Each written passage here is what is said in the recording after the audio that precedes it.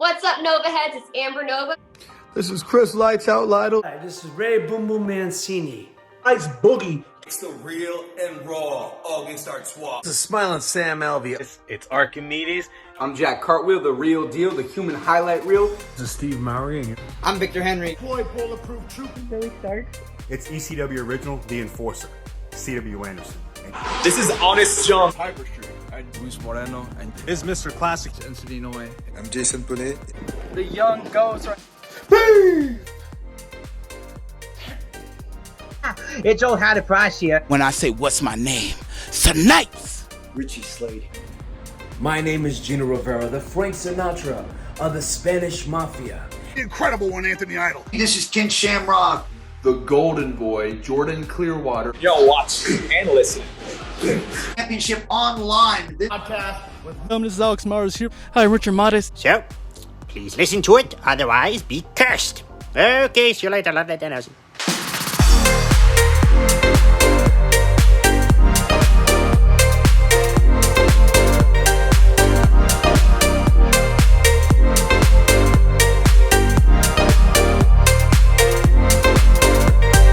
Hello, ladies and gentlemen. You are now watching and listening to Championship on the Line podcast. If you're new to this channel, my name is Alex, and today is a very, very special episode here because, we got a professional wrestler in the house, but we also got a legend in the house here who's been killing it. And you may have seen him in all sorts of promotions, such as Alternate Wrestling Show, Pro Wrestling Guerrilla, may have seen him XPW, Dragon Gate, NWA, even MTV's Wrestling Society X. Ladies and gentlemen, also, this person will be at SoCal Crazy Presents Armando's Contra Cancer on Saturday, November 12th, and it'll be at the Barn at Costa Mesa, California. You can buy tickets right now at Eventbrite.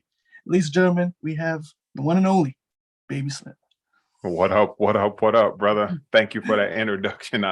When you were saying it, I was like, oh yeah, I did that in MTV. It's been a minute, but thank you, man. I appreciate you. Oh man, thank you so much for being on. And when you hear stuff like that, when you hear like all the promotions, does it like surprise you, all the things you've done in your career? It does. It really does, because there's times where there's times in my life after I moved on from the ring that I kind of forgot about everything that I've done when it comes to wrestling, because I've been so focused on chapter 2 in my life, I guess you want to say, life after the ring.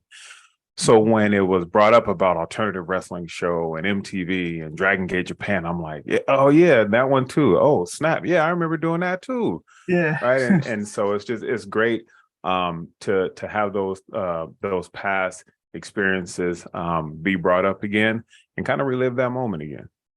Oh yeah, absolutely, man. I remember watching, as a little kid, I remember like the biggest promotions sometimes in Cali, like when I was like probably 10, like the promotions were AWS. That was like one of the big ones going to those shows, especially like the Frankenson shows they did at the collectible show. You think back at that time, what was that like, wrestling for, I think it was Bart, right? Who was the owner at the time. What was it like working for him and working for the promotion? At first I was really, really intimidated by Bart, because here was this dude, he had big old metal rings, long ponytail, cuss like you wouldn't believe. And I grew up in a very religious type of family, right? So cussing wasn't really happening a lot where I was. So when I would hear all this and I'm like, okay, like this dude is like intimidating. I'm gonna yes, sir. I'm gonna go ahead and do whatever you say. I'm just here to perform, and be done. Right. But then, as I started doing more and more shows for Bart and AWS, and also started wrapping my surroundings with, one of my best friends, Adam Pearce, Alcatraz, Craze, Aaron Aguilera, Scorpio Sky, all those guys. And it became more of like a family type of environment. And so then I became very, I guess, comfortable knowing what's going on, and had a great deal of respect for Bart as well. A lot of good memories there with AWS, a lot of good memories. And speaking of those list of names, I mean, you were also the former AWS heavyweight champion. Yes. You won the title there, and I believe you beat Adam Pearce for it. Yes. Tell me about that. Tell me about bring me back to that moment where you won the title and you also worked with Adam Pearce. What was that like, that whole experience with that match? Yeah. So for sure. So, before I started really getting more involved, I guess we call it leveling up in the wrestling career. I wasn't really doing too well. Like I could do the entertainment side of things and show charisma, but everything started happening better once Adam took me under his wing and started training me more, started teaching me the foundations of wrestling, started teaching me the basics and learning how to tell a story more when it comes to wrestling. And so when I had that opportunity to work with Adam Pearce, as much as he's my best friend in the ring, along with Brian Alcatraz Fleming, I was extremely nervous, right? Because it's the student wrestling the teacher now. Yeah. And even though Adam knows how to do everything from the start of the match all the way until the end, I was still nervous because of that lack of confidence in myself, right? And I didn't want to mess up for the teacher. However, we pulled it off. I think the match was like a minute and a half. I forgot how long it lasted, but it was just one of those experiences where it was like, once it was done and the ref counted 1, 2, 3, I was like, okay, it's over. Like all the adrenaline and nervousness is gone, right? And so it was an honor, of course, to wrestle or work with Adam Pearce. At the same time, man, I sure was nervous though. Yeah. Oh yeah. Especially, because I remember even like at that time, like Adam Pearce was the guy. Like especially independent level, like he was the number one like wrestler probably outside of WWE. Like he was the man, and especially learning under him, like you said, it was student versus teacher. What was like the biggest advice that you received from Adam Pearce? The biggest lesson you received from him? Yeah, he always just told me to tell a story, right? He just said, tell a story to the audience. You're here. You're wrestling, there's a story that comes with it, and you want them to believe in you. So you literally have to showcase that, right? It's not about going out there and just hitting all these moves and not telling a story, because then it's just another match. But when people believe in you, they start to follow you more. So tell that story when you're out there. Show that charisma, show that fire, show that fight, so they believe in you. And when he did that, I started taking that in more and more and more. And so when I started to show that fire or show that fight as a baby face, people were like, come on, Slymm, get up, Slymm. And when they started to say that, I'm like, oh, snap, they're believing in me now, right? And so it made a lot of sense. And then also it's like, for me being a big guy, at that time when I was wrestling Adam, I was about 330 pounds, very overweight, no definition, no discipline really. But he was like, you got to look different from everybody else in the crowd. You got to stand out. That's what makes you a wrestling superstar, right? And so when I started to make those changes in my body and I lost 80 pounds in a year, I started to see the changes in my body, and I started to see how other people started to react when they seen that change. So along with showing charisma, the fight, the fire, I started to look different. So now it became more believable. And everything that he told me, like those main things, really stood out to me, and I'll never forget that when he told me that. Yeah, it's great advice, and especially with him too. I mean, it's crazy because like even now, like what are your thoughts on him now? What he's been able to do with his career now, working, for WWE. Like was it something like you knew, like he'll end up there in WWE? 100%. I mean, it's one of those things that I even think about now to this very day, and I have a picture of him here in my office, and it's him with his hand covering his mouth, and he's looking to the side. And this when he was training at NXT down in Florida. And I just knew, like, the years that he put in, the passion that he puts in, the drive that he puts in, it was nothing else. It was wrestling or broke. And when you go that route, when you go that distance and you go that far with your passion and your drive, and you're like, it's either all or nothing, I wasn't surprised that he's at where he's at now, right? And so he has that longevity. He knows the ins and outs of wrestling. He knows the ins and outs of the business. And when you have that, those two type of drives concatenated together, it's like, how can you not make it to the top? So I'm not surprised, but at the same time, he's still my mentor, still one of my best friends. And I still look up to him to this very day. And I want to have that same drive, that same passion, just like he does when it comes to wrestling. Absolutely. I remember it's crazy because like I remember watching him as a little kid, watching him wrestle, and it was like he had it all. I mean, he had like the charisma and everything. It's like he played such a great heel. Like everyone would boo him. Everyone wanted to see him get hurt. Like he was so, had the whole package. I mean, just even the physicality, everything. You know? Yeah, it was believable. Like you believed he was literally going to try to take your block off, or like you really wanted to hate him and his whole family because of what he was saying. Absolutely, yeah. And then he would come up the robe too, and really like kind of like old school, but he just played it so well. And then the man, I remember I forgot his name, but I remember he had a manager with him, and yeah. And I remember they both would come out. It was just so crazy. But I mean, I'm happy for his success and everything that he's been doing. He definitely deserves it. Yeah. But especially with, take me back. I want to know, like, take me back to like the beginning. Like, how did you first like get introduced to professional wrestling? Like, was it a family member or a friend? Like, how did you first start watching wrestling the first time? Yeah, so pretty funny story. So I started watching wrestling with my grandmother, and at the time she was used to the Gorgeous George and Buddy Rogers back in those days, and so she would tell me about these wrestler guys, and I'm like, I'm watching Ricky the Dragon Steamboat, George Steele, and the Macho Man. Like, who is Gorgeous George? And so I also saw one time with my mom, and my mom used to love Ricky the Dragon Steamboat. She was like, he is so handsome. He's so cute. So I started watching it more and more and wanted her to watch it with me because I knew that, I loved it since I was like 5. But I was like, can you watch with me since, your new boyfriend is on TV, Ricky Steamboat? And so ever since 5 years old, I was like, I want to be a professional wrestler one day like Ricky the Dragon Steamboat. And so I just had this passion for it. And so during my years as I was growing up, I went through a lot of bullying. I went through a lot of teas being spit on, having sodas and Slurpees thrown at me because I was this fat kid growing up.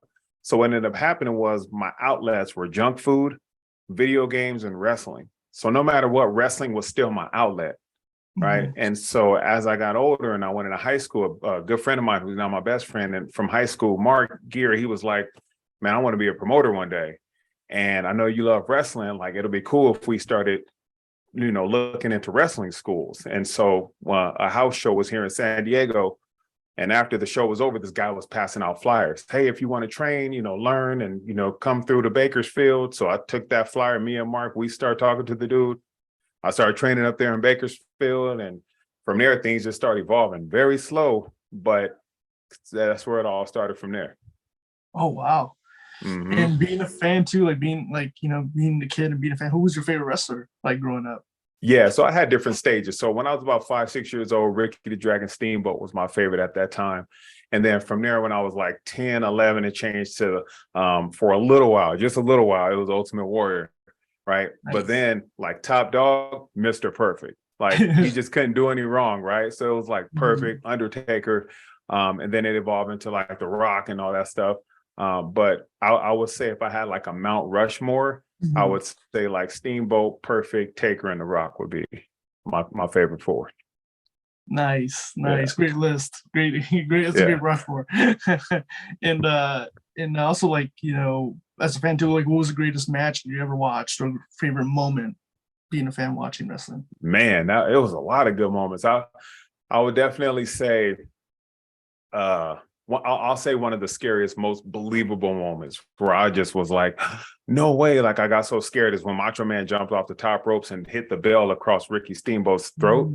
And like, he couldn't talk for weeks or months. And that just like scared the heck out of me back when I was younger. That was the most, like thrilling, scariest, saddest moments. But one of the best moments, I would say, that's kind of hard because there's been a lot. One of my favorites, I guess, growing a little bit older, while I was in wrestling was The Rock and Stone Cold, WrestleMania 19. And it was, I think The Rock finally got over on Steve Austin. But the way the whole match was orchestrated was just phenomenal. The story, the build-up, right? The hopes, the false spots, the teasing, the taunting. Like, they told one of the greatest stories in that match that it made it so believable that I could watch it still to this day as a fan and be like, man, like that was absolutely phenomenal. Yeah, absolutely. Definitely agree. And, especially, as you can see, I want to ask, you see behind me, I have a lot of figures. Yeah. Big collection. Was there a time that you collected like the action figures and you played the video games? Yeah, I did. So, I had the WWF wrestling ring when I was about 8 or 9 years old. And our action figures were all rubber dolls. So you couldn't move their arms or nothing. They just stayed in a pose like, hey, I'm like this for the rest of my life. So I had that ring. And my father figured he ended up buying that for me because he knew how much I loved wrestling. And then around 12, 13 years old, like I said, one of my outlets was video games, right? So I would go down the street at 7-Eleven, play WrestleFest. And then on Nintendo, we played the Royal Rumble. For NES, we played Royal Rumble, and then all the other wrestling games, WCW versus Nitro. You know, just growing up playing all those games, it was fun, man. So yeah, I don't have any of them though. I don't have any of the action figures anymore. I don't have the ring anymore, but I have the memories, and to me, that's what stood out the most. Absolutely, especially with now, like you see figures, you see video games like every year. You know, they come up with a new video game every year and more figures. Right. So it's crazy how it's still, even from back then, even now, they're still making more and more. Yeah. But yeah, man, take me back. Okay, so like you go to Bakersfield, you go over there to train. Mm-hmm. Take me back. What was it like going there for the first time? Like first day of the ring, like first day going there, taking your bumps. Like what was the whole feeling like coming there for the first time? Yeah, it was very nerve-wracking because, you know, in my head, what I see on TV, I'm like, ooh, I can do that right away. And they're like, yeah, well, you got to learn how to take a bump.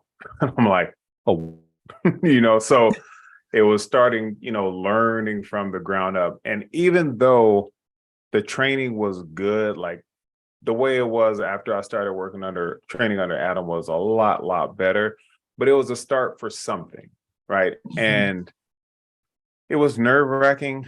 I was nervous, but I made it through. It was hot up there, you know, it smelled really bad, but because it was in Bakersfield, it was like in the middle of nowhere. However, when I started to get more familiar with it, and then the training started coming down here in San Diego, a National City area, that's where it just got like a little more intense, but it was a lot more fun because there's more involvement now. And so nerve-wracking, fun, kind of scared. I hated doing rolls, like forward rolls. I couldn't, because I would get dizzy all the time.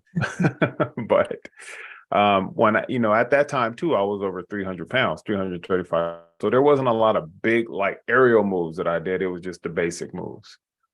Mm-hmm. Yeah.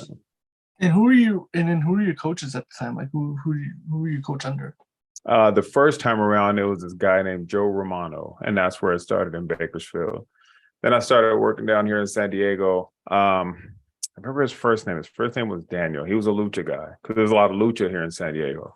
Mm-hmm. And so his name was Daniel. And then a couple other guys that ran the school down here. And I can't remember their names off the top of my head at this time. But then I know that Benny started getting involved. He went by the name B-Boy. He started getting involved. Mm-hmm. And he wasn't a coach, but he would kind of like help out a little bit with what he knew.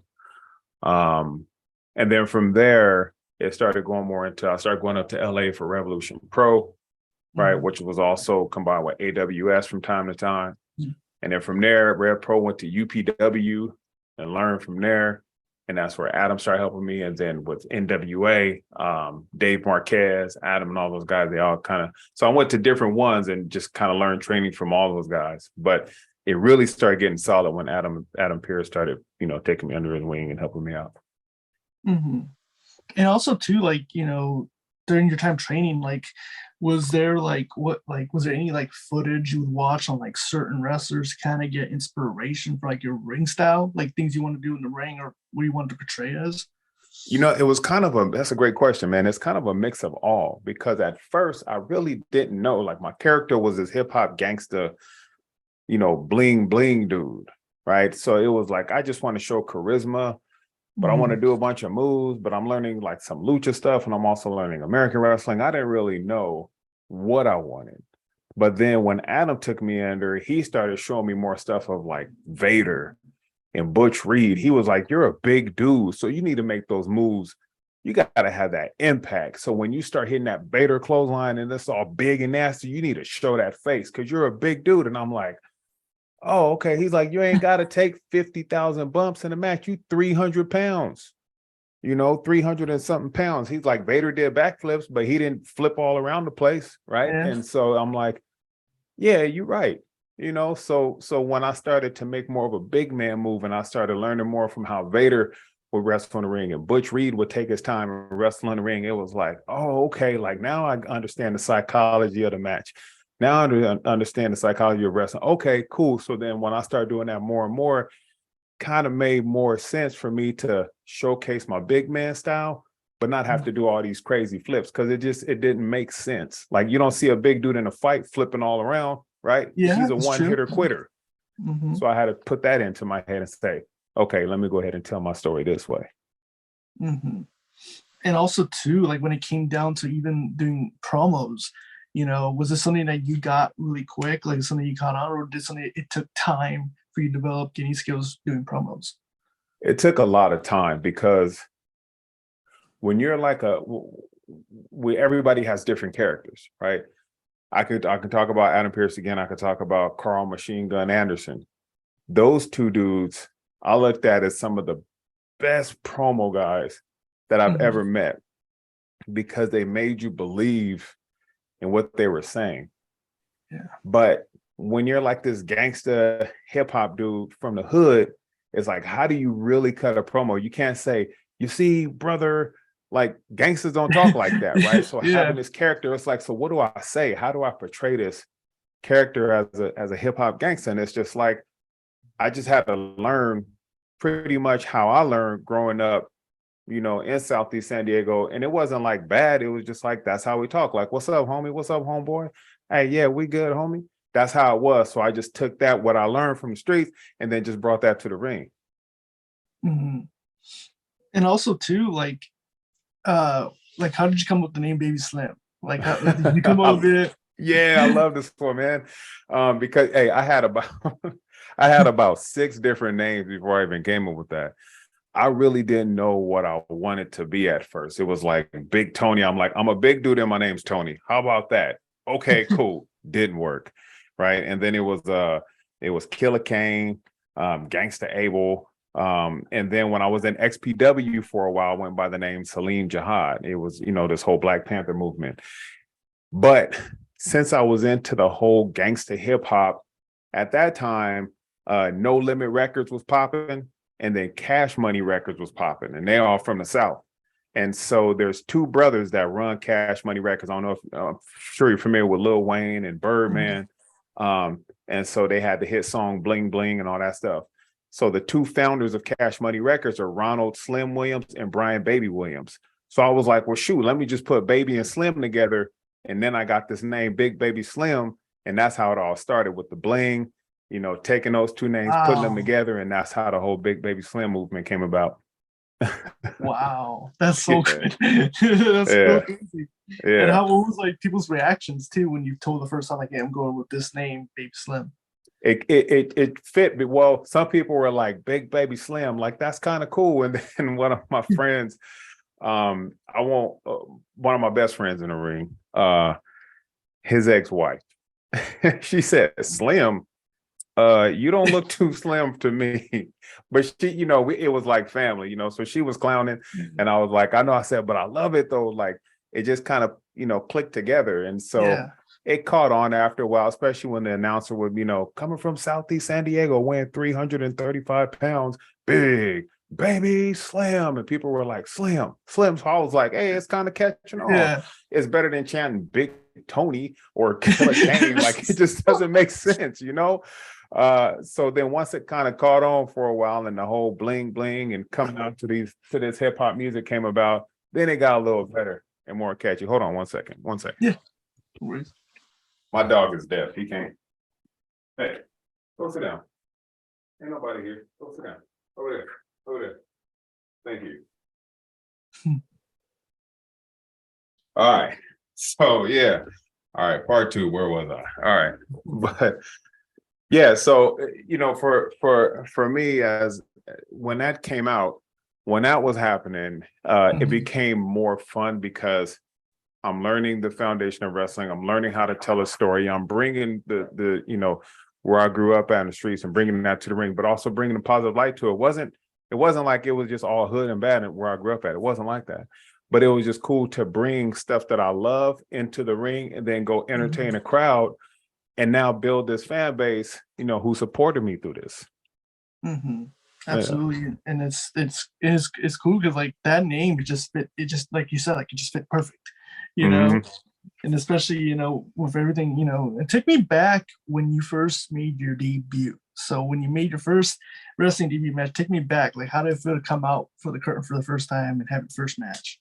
I remember this part was At the time, I look back, I'm like, man, that was embarrassing. But I'm like, hey, it is what it is. I ate 8 cheeseburgers before that match. Yeah, I wasn't even Baby Slymm yet. But I had 8 cheeseburgers during that match. And you talk about touching the ring because I was so tired or blowing up during that match. And it wasn't like we did a long match. I think it was 15 minutes, but I was so nervous. I ended up eating 8 cheeseburgers. I was still overweight. And I don't know why I ate 8 cheeseburgers, but I didn't feel the best during that match. I was nervous. And for about 2 to 3 years, I was very nervous, right when it was my time to come out. Because I was so fearful of failing, right? I got laughed at a lot in the ring too. I wore sweats and a t-shirt at first. I didn't have any gimmick, any type of, apparel or attire for the ring. And I'll never forget in Oceanside, I was coming out to the ring and I had on sweats and a Saucony t-shirt. This was like a year in. And I was wrestling a good friend of mine still to this day. He goes by the name Jason Allgood. And I was coming out to the ring and these people were like, who is this dude? This fat dude wearing sweats and a Saucony t-shirt? Like, he is not a wrestler. And I was getting laughed at. Yeah. And ever since that happened, I was always thinking like, man, I don't really want people to laugh at me because this was my passion since I was 5. And I would just get the bubble guts every time, but it didn't stop me from accomplishing my dreams. So that nervousness it lasted for years, man. Oh, wow. And especially, especially, making decision that you want to be a wrestler and to be part of the business. How did your grandma react to it? Watching wrestling with her, like, how did she react that, hey, grandma, I'm gonna be a wrestler and I'm gonna wrestle in the ring? Like, how did she react to it? She loved it because she had, but before she passed on, she had about, I think, 33 grandchildren because she had 12 kids. And so, she loved us all like we were all her little grandbaby. But it was a special bond that I had with her because she loved wrestling and I love wrestling too. I don't remember exactly how she responded to it. I know she liked it. She was like, my grandbaby's wrestling now or wrestling now because she was from San Angelo, Texas. My grandbaby wrestling now. And I was like, yeah, and so I said, remember the time when we used to watch Rick? She like, I remember when Gorgeous George, and I'm still like, Gorgeous George, but it was cool to share that experience with her and for her to acknowledge that, her being the matriarch of the family at that time. It was really cool. And then my grandmother from my father's side, when I was about 9 years into the ring, she saw me for the first time, but her and my relationship wasn't that tight. Like, she used to tease me when I stayed with her in Oakland, right? She was like, my fat grandson, he got pain in his breast, he got titties, so that bond was really cool. So a lot of her words scarred me. And so there was one time where she's like, oh, you coming to wrestle in Oakland? Or in San Francisco it was. And I was like, yeah, if you want to come see it. And she was like, okay, I'm gonna bring my friend too. By this time, I'm a grown man. And she was proud of me. She was like, my grandbaby out there wrestling, you so handsome and fine. I was like, thank you. But those words still haunt me. I know you asked about my grandmother who I watched wrestling with, but I also wanted to bring my other one in too, because they both have passed on, but in a way they both kind of were proud to see me, accomplish a goal. Knowing the way I grew up as this fat, obese kid who was teased and spit on and, told I'll never be anything in life and told I'll never be in professional wrestling because I'm too fat. So it made an impact. Oh yeah. And especially what you've been able to do in your career, you've done some really because looking back, yesterday, a few days ago, I was looking at your career and I'm like, man, you got to do some really amazing stuff. Like some really cool things in your career. And, and one of the things I wanted to talk about is obviously, MTV, Wrestling Society X. Yeah. So I remember watching it. I had to be at least maybe 10, maybe 9 years old watching it. And because at the time, all you had was WWE and then you had TNA. And that was pretty much it. Those were the only two promotions on TV you watched. Right. So when this came out, it was like, whoa, what is this? Something completely different. but it was, in my opinion, I loved it. I loved Wrestling Society X. I loved the show. I loved the talent they brought in, and like, take me back. Like, how did this first get started? You wrestling now? Like, how did they approach you? Like, who did you get a call, or like who approached you to go wrestle Wrestling Society X? Like, how did that all get started? Yeah. Well, let me start with this. To anybody, and you might ask this later on if there's anything that I would like to say to people of future generations of wrestling, but I'll just go ahead and say part of what's on my head. Why? Always show gratitude to everybody. No matter what promotion you wrestle for, no matter who you're wrestling for, just show gratitude. Be positive. Do not burn any bridges when it comes to this business. The way I got into Wrestling Society X was through Kevin Kleinrock. Now, when I had an opportunity to wrestle in XPW, that's where I met Kevin Kleinrock. And there was an incident where myself and I think he goes by R-Truth now, but he went by K Quick in WWF. And him and I were tag team partners in this when we were the Black Panthers in XPW. And we had to hang Kevin Kleinrock upside down on top of like a scaffold. And he was like, please don't let me go. Like, there was no safety net. And I told him, and I grabbed his legs super tight because they had to film this for the end of XPW. And I said, Kevin, this was my first time. I was like, Kevin, trust me, dude, I am not going to let you go. I will never do that to you. Right. And we built this really good friendship outside of the wrestling ring. We built this really cool business relationship inside the wrestling ring. And so even to this day, we still have a great friendship. And so fast forward, what was it? 2-3 years later, there was this pilot, and we did a show there. I think it was somewhere near LA or City of Industry. I forgot where it was at, but he didn't tell anybody what was really going on. And then he's like, hey, there's going to be a show on MTV for Wrestling Society X, and I want to get you and Ruckus tag teaming together. And I was like, what? I said, no way. Like, I'm thinking, okay, it's not going to work. And so after I lost the 80 pounds in 1 year and changed my whole life around and changed my body, he was like, I want to get you on MTV because you've changed a lot and we've always had this great relationship. I was like, no. So once I got the contract in the mail, that's when it hit. And then when we drove to Hollywood and we stayed up there for 10 days and everybody started coming from all different wrestling background or wrestling promotions, that's when I was like, we here. And I saw the setup and I was like, we here. And then I saw 3-6 Mafia and I'm like, dang, we here. This is really going down. And so meeting people and interacting with those who are either in WWF now or AEW or TNA, when I saw these guys back then, there was some cats there that I was like, they're going to be around for a long time. And one of them was Seth Rollins or Tyler Black. I was like, he just had this look about him. Sky, him and I have been friends for the longest. The guys from Dragon Gate, it was Muscle Outlaws when I was in that group back then. But all those guys, man, when I was there with them, it was one of the best experiences that I had besides Japan that I'll never forget when it comes to wrestling. It was so much fun. The camaraderie was phenomenal. Meeting people from different TV shows because it was like multiple studios in Hollywood where it was like Wrestling Society X and then Scrubs TV show and then like another TV show. So you see all these actors and then you see us all in our gear and we look completely different. They're looking at us like, who are these dudes over here? Oh, they're wrestling. And so the bond was just, I'm sorry.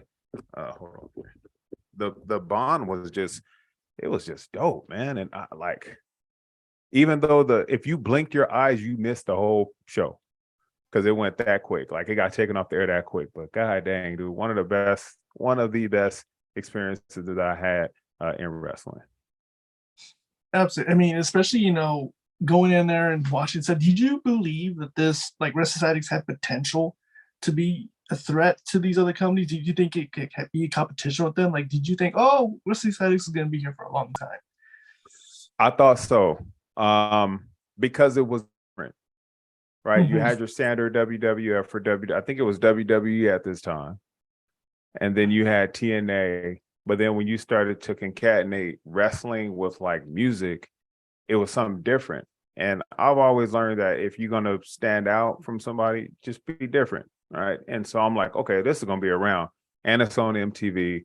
And MTV's been around for a long time. So there's going to be, you know, season 2, season 3, season 4. Then we're going to start touring in different cities.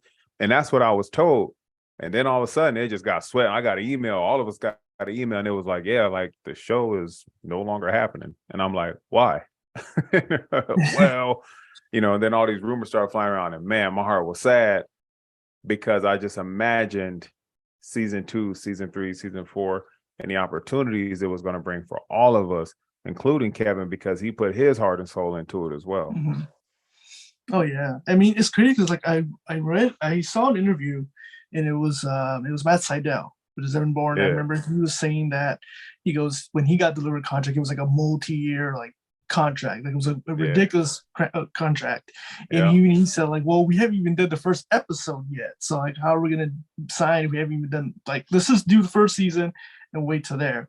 And he also said that also they had promised like they were going to do pay-per-views, they were going to do like video games and action figures, like all this stuff. What did you when you think of that, like, is that something they told you guys, like, hey, we're going to do this, we have big plans, we're going to do all this stuff? And when they were telling you, what were your thoughts going into it? Like, oh well, we don't know yet, we'll see. My vision was open. It was literally like, I remember good friend of mine back then, she went by Lizzie Valentine, and I knew her since XPW days, right? And so she was like, we're on MTV, like, what if they take us to the MTV Awards? And I'm like, oh, that'll be cool. You gotta remember, I'm like 25, 26, and I'm like, cause I'm thinking, okay, so we did a little stunt with Jibbs. He was a rapper at the time, Chain Hang Low song, 3-6 Mafia. I'm like, dude, if we walk in with 3-6 Mafia or Jibbs or Styles P or Clips, and we meeting all these rappers and entertainers, that's gonna be sick, right? And so my girlfriend at the time, she's my wife now, I was like, she'll be there too. And, you know, we get to meet, like, you know, my brain just started moving because I'm thinking this is my passion, and my passion is like, my vision is here, right? And then it just got cut short, and I was like, well, hopefully it'll come back one of these days. And after about 10 years, I was like, yeah, I don't think it's coming. But I mean, when you think about what they did, I mean, obviously like Lucha Underground, you know, a lot of similarities with them and Society X. So like, I think a lot of people took a lot of things from Society X and they made it their own. I mean, look what Lucha Underground did with them. It's a lot of similarities there. But, you know, especially with, because honestly, like, I loved it. I loved watching every episode of Society X. It was awesome. It was different. And, you know, take me back, you know, you make your debut, you do your match, it's you and Ruckus, you know, keeping it gangsta against the 70s team. And take me back, like, what was like teaming with Ruckus and having that match? That was really cool. With Ruckus, it was fun because, like, him coming from the East Coast, right, me coming from the West, it was like we brought our own style to it, our own flavor. And I'll never forget, Klein Rock gave us a script, and he was like, okay, here's what I want you guys to say. And I looked at you know, Kevin, I love Kevin to death. I looked at the script, I was like, that's not how gangsters talk, dude. You know, like, hey, my name is Slymm, and this is Ruckus. I'm like, nah, dog. I said, can I just kind of say what I want? You know, but I'll keep it, you know, legit and gangster. He was like, yeah, if you want to.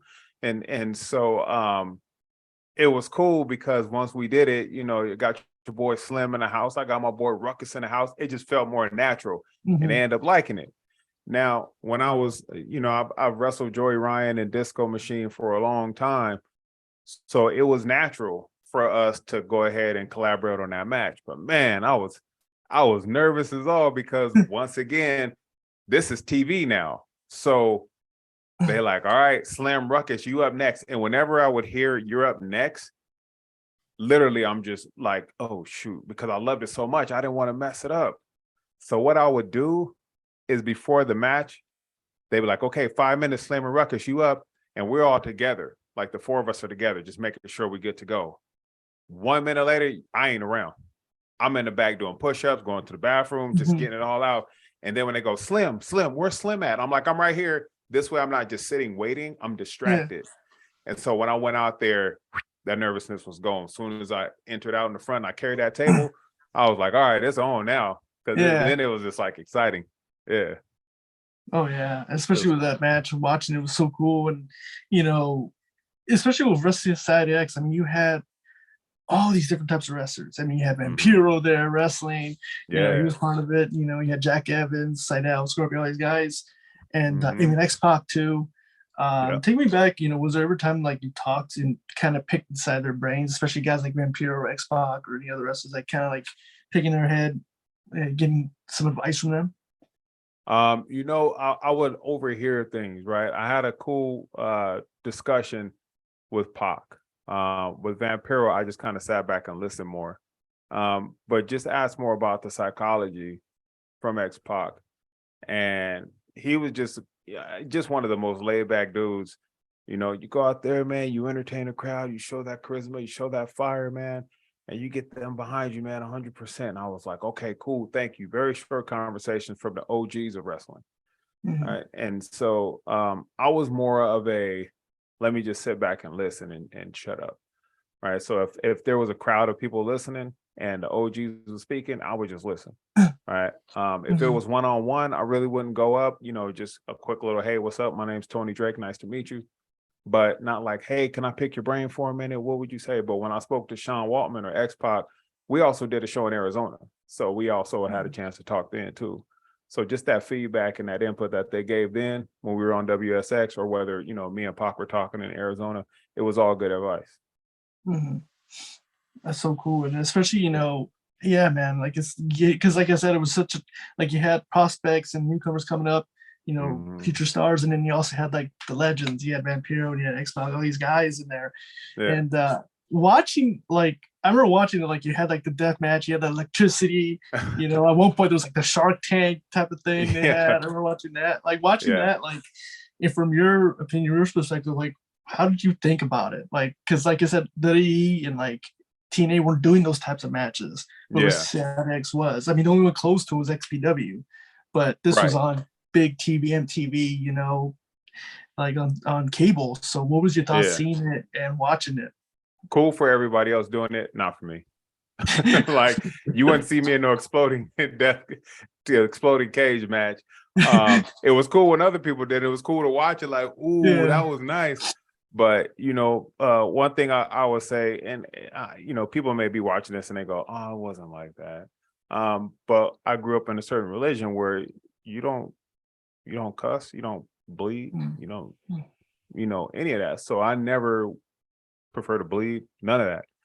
So if they were like, would you want to get in any of these matches, I would have said no, because I was very strong in my religious standpoint back then. I'm no longer part of it, but at that time, just doing a normal match, or something with the disco ball and the ladders and all that was cool. That was enough. But it was cool for TV what they did and stood out different, but just I wouldn't get involved in that one. Yeah, I mean, I don't blame you, man. Some of the things they did was some crazy stuff watching it. But yeah, like you said, you get an email, saying that the show's canceled pretty much. The MTV canceled Society X. What were your thoughts going? You received that email and you're like, wow, like this is, I guess it's over. Like, what were your emotions going through it? Yeah, at that time I still had hope, because I had hope in Kevin. Right. Kevin Kleinrock always, even his company was called Big Vision Entertainment. So he always had that big vision. So I was like, okay, well, this is going down. Okay, what's going to be next? All right. And then I reached out to Kevin. I was like, Kevin, is there anything I can do to help? Like, do I need to come up and like say anything to help bring this stuff back? Like, what can I do? So I was just always a big supporter and believer in what Kevin would say and do. But when we did get that email, it's kind of like a letdown, because I saw so much potential for what we could do in the future. But I just always kept that hope in Kevin. And so, after a while, when we didn't hear anything, after going back and forward and, finding out that there's not going to be a season 2 or not going to be live shows, and they just completely canned it, that's when I was like, man, like, we had the opportunity, but man, I wish we can keep on doing it. Then I heard they were like, oh, they might do a 10-year reunion. I was like, oh, okay, cool. That'll be cool. But then that never came about. All right. So I was like, all right, it is what it is. Yeah. Oh, it sucks. I mean, I wished it so much for it to come back. That's why I'm like, because I remember watching the last episode. He put like 3 episodes on the last, and I was like, oh, that's not a good sign. Yeah, because they should have been, a season finale, but they put 3 episodes in the season finale. So I'm like, oh no, like, that's not a good sign. But yeah, I mean, like I said, I look back at it, and it was just really fun, time in wrestling when this came out on MTV, and it was just so great.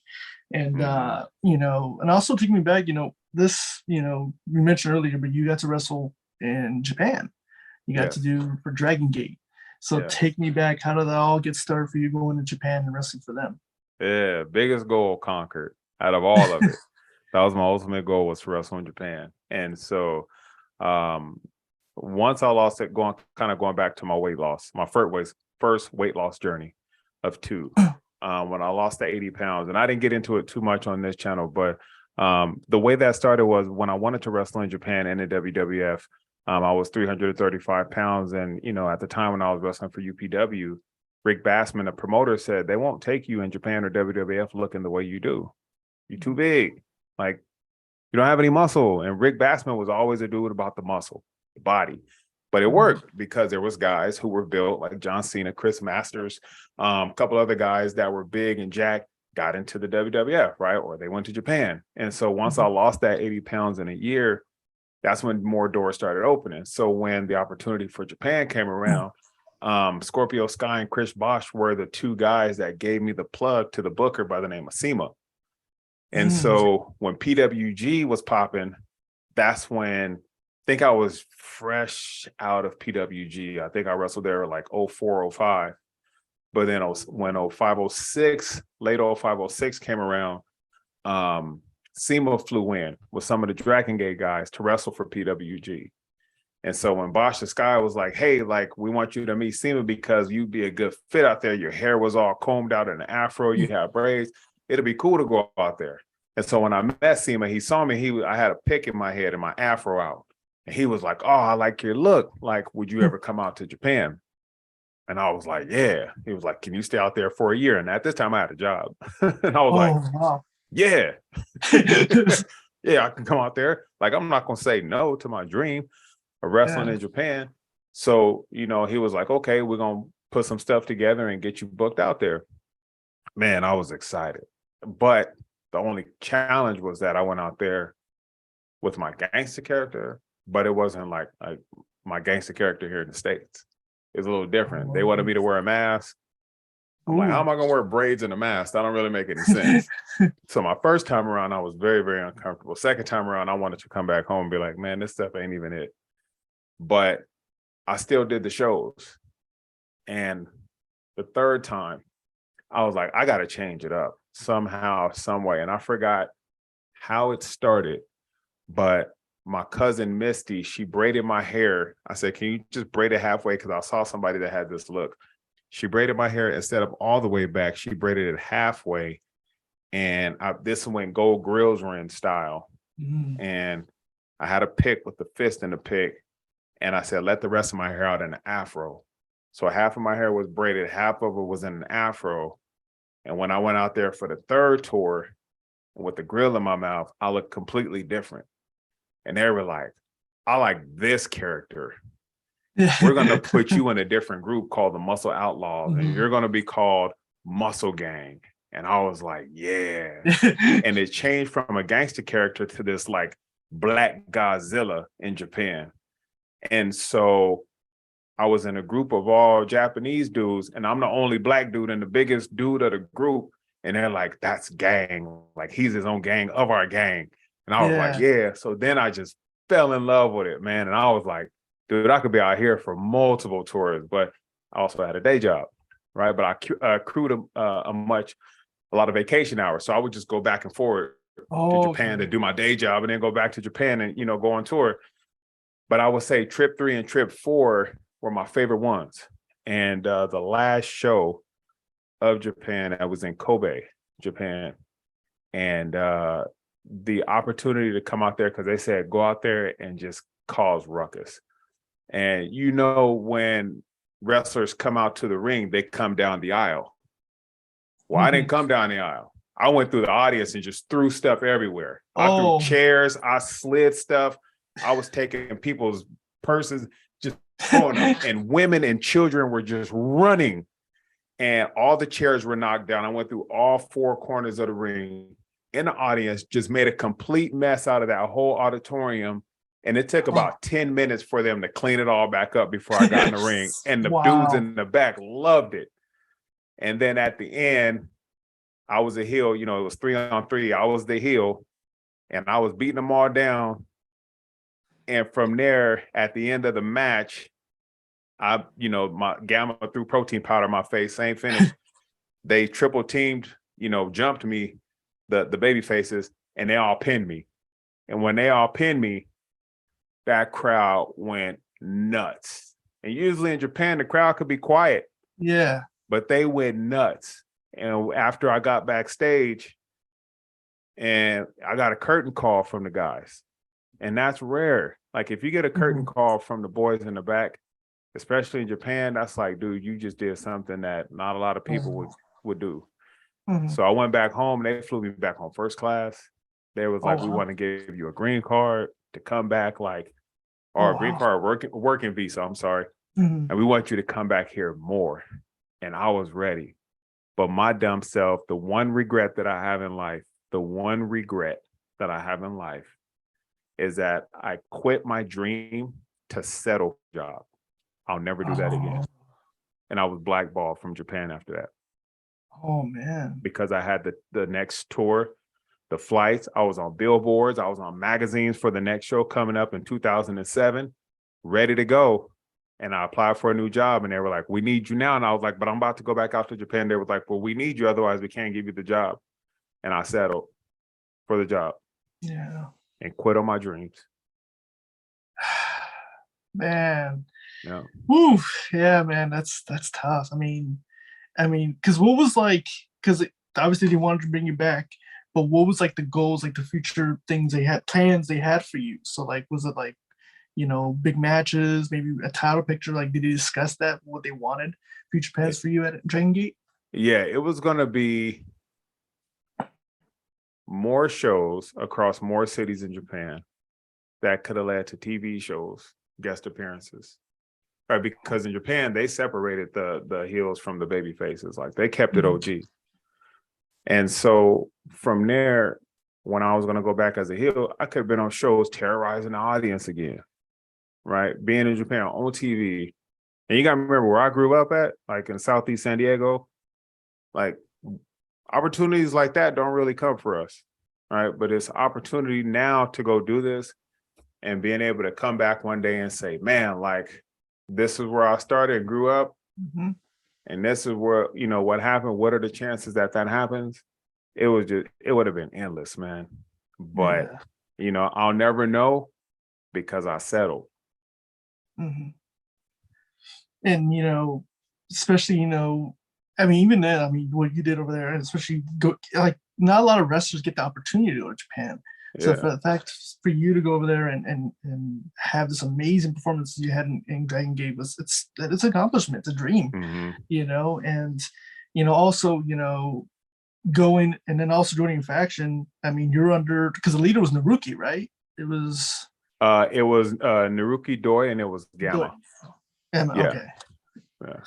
And what was it learning from them and kind of picking their heads about, because obviously wrestling in the United States and Japan are two different, leagues, So what was it picking their brain and performing it there in Japan? It was the last two tours that I went out there on. It was really good because now I started getting more close to the OGs. Don Fuji, he was one of the OGs of Dragon Gate. And when he started to approach me in a friendly manner and talk to me more on a personal level, that's when I really felt the respect. So now I had an opportunity to have endless conversations with him, with SEMA, with Gamma. And so, more so than anything, they would just say, here's what we're going to do.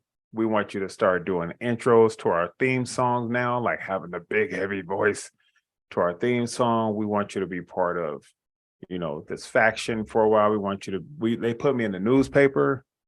In Japan, they had the protein powder thrown in my face. I still have that here in my room.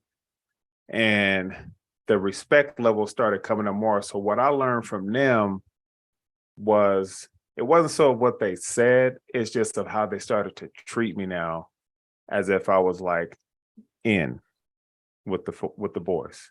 Mm-hmm. So it was really cool. It was really respectful.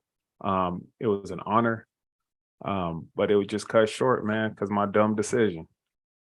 I mean, it happens. I mean, stuff like that. A lot of wrestlers face the decision on dreams and then reality. Yeah. But like I said, you did a lot in your career, and even like I said, not a lot of wrestlers get the opportunity to go to Japan. So the fact that you did that and go to Dragon Gate is amazing accomplishment. And going, especially obviously the audience, the culture over there is very different from here in the United States. Yeah. I've always heard stories where they're very respectful.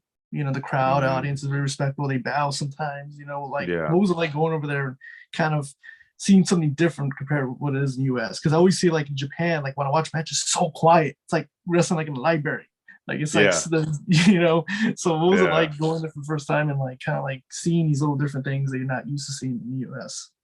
The first 2 times were hard because it was quiet, and I'm like, I must be super boring because they're not saying anything. But the last 2 tours that I went out there, that's when it was different, because every single show would walk through the audience. So I didn't ask for respect. I demanded it as a character, as a heel.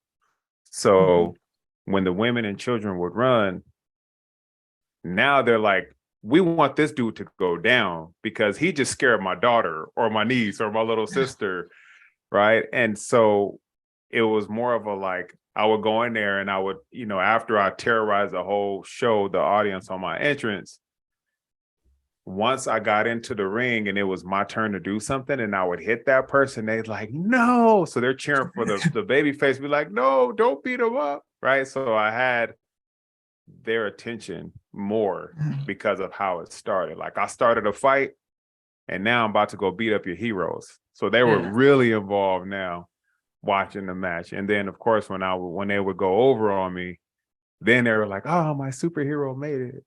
But I got their attention. But when I got off the tour bus and I would, because in Japan, when we get off the tour bus, the faces will go out first. You don't mix. Oh, okay. And then the heels will come out later. And so when the heels will come out, you see these little kids. And I felt so bad because I'm like, yeah, let's take a picture, little homie. But in Japan, you don't do that. Oh. So you see these little kids and they're like, they see a picture of me in a magazine and they're like, sign. And I had shades on and my hair was out and I just look at them and just mean mug them and they would just run. And inside I felt so bad, but it was part of the character. Yeah. Because especially Japan's like very old school over there. Like heels, faces separate, Yeah, and you have to be a character pretty much all the time. Yeah. All the time. Yeah. But it's different when you're not only when you're wrestling out there in Japan, but when you're a black dude in Japan and you look different, it stands out even more because you don't really see that out there in Japan when I was there. And especially, what you did. I mean, you look back, you mentioned the promotions you wrestled, PWG, XPW, Society X, Dragon Gate. When you look back in your career, what's, your favorite match or favorite moment when you look back, in your career? Great question. One of my favorite moments, I would say, was that Kobe match in Japan. Pretty much going out with a bang. Like nothing can replace the beginning to the end of that match and then the curtain call from the guys in the back. Like it takes a lot to get respect from the boys in the back.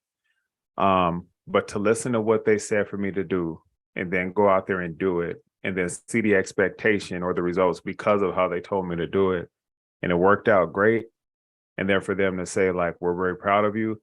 That to me was probably one of the biggest moments in my wrestling career. Stepping foot into a WWF ring for the first time was phenomenal because it was something I never thought I'd be able to do.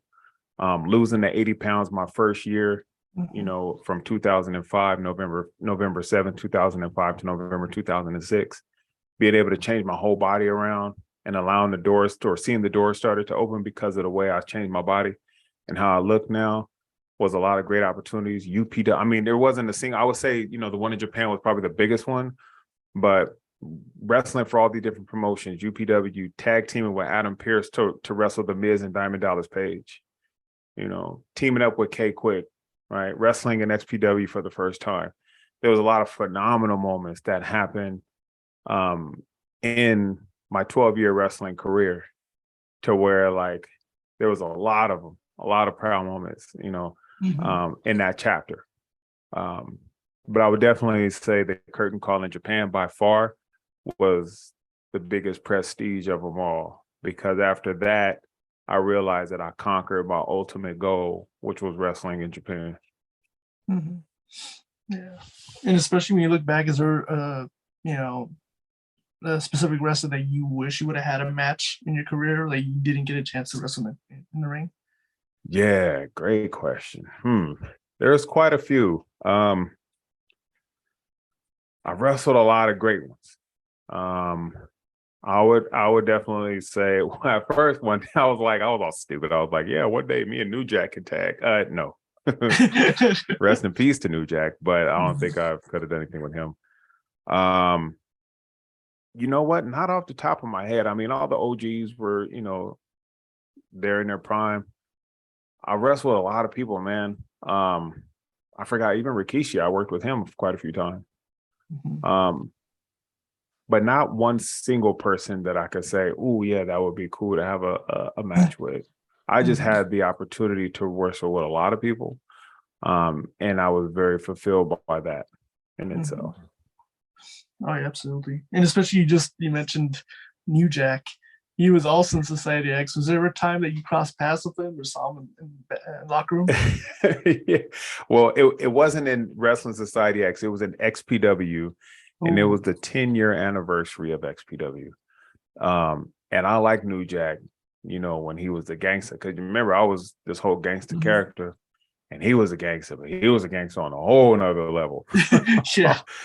And when we were in LA, XPW 10-year anniversary or 10-year reunion, we were backstage and I just came back from Subway to go get me some food. And he was in the back and he was totally ribbing me. But he was, this is going to sound so stupid, but it's true.